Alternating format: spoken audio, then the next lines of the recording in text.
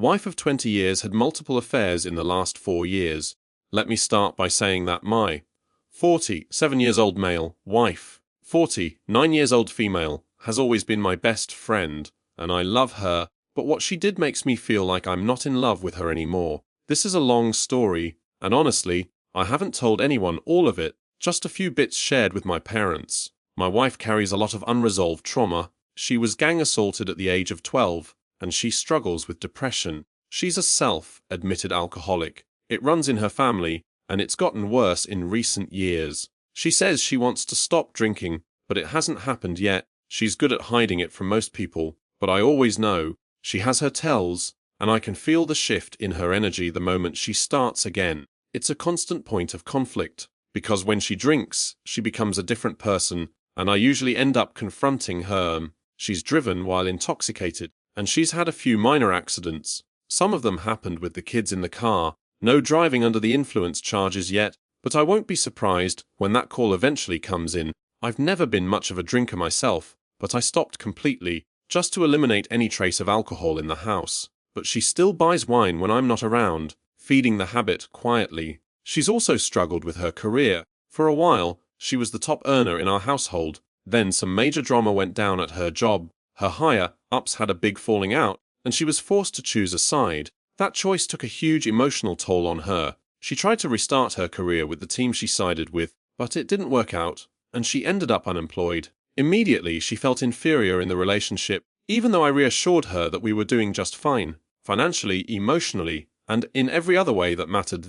Then, almost 2 years ago, I came home late from a work trip. She was passed out on the couch. She had been extra careful with her phone during that time, and I had a bad feeling, so I looked, and what I found confirmed every fear. There was a sexting thread with a coworker of mine. They had been meeting up while I was away for work, and even while I was at the gym. Based on what I saw, it had been going on for at least 3 months. I took photos of everything, just in case. The part that hit me the hardest was a message where she said she didn't know what it was, but that she loved him. He didn't say it back, not in that thread at least. I was in shock. I couldn't believe this was happening. She was the last person I thought would do something like this. I woke her up. She was still drunk, and I confronted her. She cried. Her first excuse was that she once caught me watching porn late at night, and that she'd asked if I wanted to have sex afterward. She said my response made her feel unattractive, even though our sex life was pretty average for our age. I do watch porn occasionally,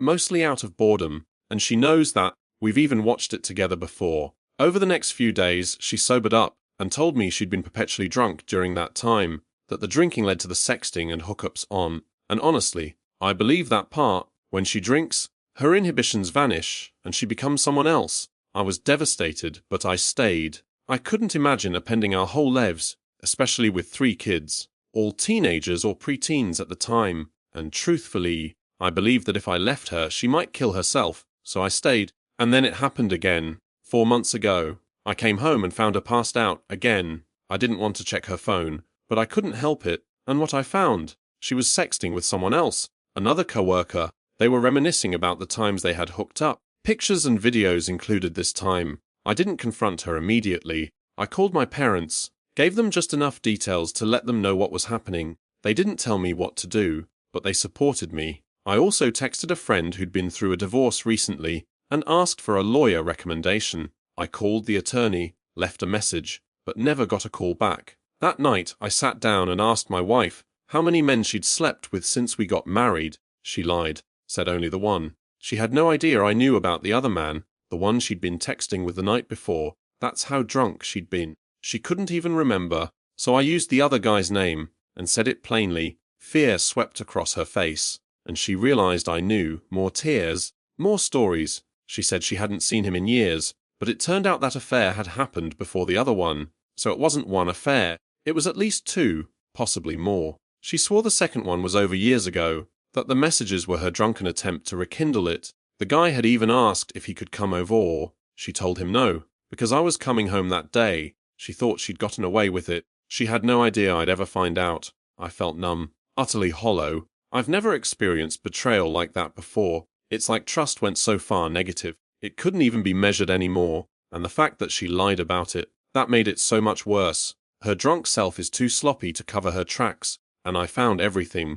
Writing this all out makes it seem obvious. I should divorce her. But I can't bring myself to throw it all away. Not yet. Not while the kids are still at home. I don't think they know much, beyond that their mom has a drinking problem. And even if I wanted full custody, my job requires a lot of travel. Unless I change careers completely, I'd have to share custody, and I'm not sure that makes things better for them. She's drinking less now, and she started therapy. She's trying to prove to me, and maybe to herself, that she's committed to healing from her trauma and her addiction. And the truth is, when she's not drinking, she's my best friend, a loving partner, a good mom. But when she drinks, she's someone else entirely, combative, selfish, and dangerous. Bottom line, I don't trust her anymore, and I don't know if I ever will, not while alcohol is part of her life, no matter how infrequent. But for the kids, I'm going to try to hold on a little longer. If that attorney had called me back, maybe I'd already be gone, but the extra time gave me space to think,